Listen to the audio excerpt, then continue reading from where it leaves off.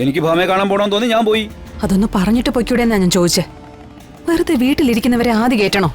ഞാൻ പറഞ്ഞിട്ട് വന്നാലേ നിങ്ങൾ എന്നെ വിടുവോ? വിടത്തില്ലല്ലോ. പിന്നെ ഞാൻ പോയെന്താന്ന് വെച്ചാ, ഇവനെ കാണാതെ ഒരു ദിവസങ്ങളിൽ എനിക്ക് ഇരിക്കാൻ പറ്റുമോ? ഓ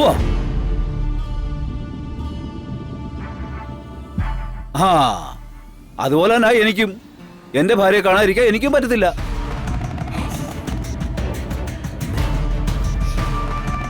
അതെന്താ, നിങ്ങൾക്ക് രണ്ടുപേർക്ക് മാത്രം പരസ്പരം സ്നേഹിച്ചാൽ മതിയാ? പ്രായമായെന്നേ ഉള്ളു. ഞങ്ങളുടെ മനസ്സിപ്പോഴും ചെറുപ്പമാ. അവൾക്ക് എന്നെയും എനിക്ക് അവളെയും കാണാതിരിക്കാൻ പറ്റത്തില്ല. അതുകൊണ്ടാണ് ഞാൻ പോയത്. അതെ, വേറെ കാര്യം ഞാൻ പറയാം. അവളെ നാളെ സ്റ്റേഷൻ ഇറക്കൊണ്ട് വന്നില്ലെങ്കിൽ ഇനിയും ഞാൻ പോവും. ആ അച്ഛാ, എന്നാ പിന്നെ ഞാൻ ഇറങ്ങട്ടെ. എവിടെ പോവാ? എവിടെയാടാ ഈ രാത്രി പാതിരാത്രിക്ക് പോന്നേ? അല്ല, പഴയ പോലെ സന്ധ്യ കഴിഞ്ഞാ പിന്നെ നിന്നെ ഇവിടെ കാണുന്നില്ലല്ലേ? നേരത്തേക്ക് എന്നെ കിടക്കുന്നതിന് മുമ്പേ എന്നെ വന്ന് കാണുകയും എന്റെ അടുത്ത് ഒരുപാട് പേര് വന്നിരിക്കുകയൊക്കെ ചെയ്യുമായിരുന്നല്ലേ. ഇപ്പൊ എന്ത് പറ്റിയടാ നിനക്ക്?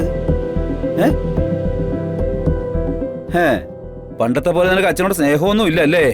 അതൊക്കെ അച്ഛന് വെറുതെ തോന്നുന്നതാ. ചില ആൾക്കാരിൽ നിന്ന് പണം വാങ്ങിക്കാൻ അവര് പറയുന്ന സമയത്തൊക്കെ പോകേണ്ടി വരും. അതാ പഴയ പോലെ അങ്ങനെ അച്ഛനെ കാണാൻ പറ്റാത്തത്. എന്നാലേ ഇന്നിപ്പോ തൽക്കാലം നീ അങ്ങോട്ടും പോകണ്ട. കിട്ടാനുള്ള കാശ് നമുക്ക് വേണ്ട. മക്കളെ, ഇവനെ വിളിച്ചോണ്ട് പോയിട്ടെ എന്തായാലും കഴിക്കാൻ കൊടുക്ക്.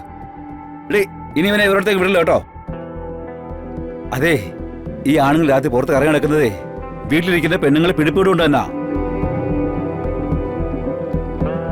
അത് ഞാൻ പറഞ്ഞില്ലെന്ന് വേണ്ട. അതെ, ഞാൻ ഒന്ന് കിടക്കട്ടെ. ഇന്നത്തെ ഓട്ടം ചാട്ടമൊക്കെ ഇട്ട് വല്ലാത്ത ക്ഷീണം. എടാ തുണിയടാ.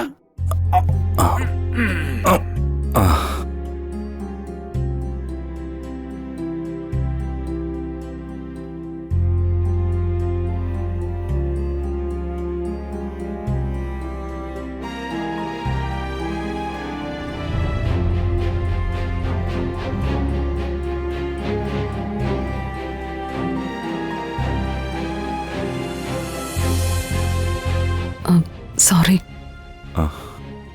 എന്തിന്? രാത്രിയില് ബുദ്ധിമുട്ടിച്ചതിന്. ഇതൊക്കെ എന്റെ കടമയായിട്ടേ ഞാൻ കൂട്ടിയിട്ടുള്ളൂ. എന്റെ അച്ഛനും അമ്മയ്ക്കും ഒരു ആവശ്യം വന്നാ എന്നെ അല്ലാതെ പിന്നെ ആരെയാ ശാലിനെ വിളിക്കുക? എന്നെ അങ്ങനെ വിളിച്ചതിന് ഞാനാണ് ശാലിനിയോട് നന്ദി പറയേണ്ടത്. എന്നെ ഇവിടുത്തെ ഒരാളായിട്ട് അംഗീകരിച്ചല്ലോ. ഇതെനിക്ക് അന്യ വീടല്ലെന്ന് മനസ്സിലാക്കി തന്നല്ലോ. എനിക്കത് മതി, അത് മാത്രം മതി. അല്ല, അത് പിന്നെ ഞാൻ അങ്ങനെയൊന്നും ഓർത്തല്ല എന്നെ വിളിച്ചെന്നല്ലേ പറയാൻ പോകുന്നത്. ഞാൻ സ്വയം വിശ്വസിക്കുന്ന ഒരു കാര്യമുണ്ട്. ഇതെന്റെ സ്വന്തം വീട് തന്നെയാണെന്ന്. ഇവിടെ ഉള്ളവരെല്ലാം എന്റെ സ്വന്തം തന്നെയാണെന്ന്. സത്യയും പപ്പിയും എന്റെ സ്വന്തം തന്നെയാ. ഈ ഒരു മനസ്സോടെയാ ഞാനിവിടെ നിൽക്കുന്നത്.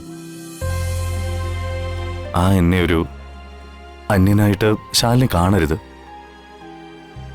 മറ്റൊന്നും എനിക്ക് വേണ്ട. അധികാരമോ അവകാശമോ ഒന്നും വേണ്ട. എന്നെ തള്ളിപ്പറയായിരുന്ന മാത്രം മതി.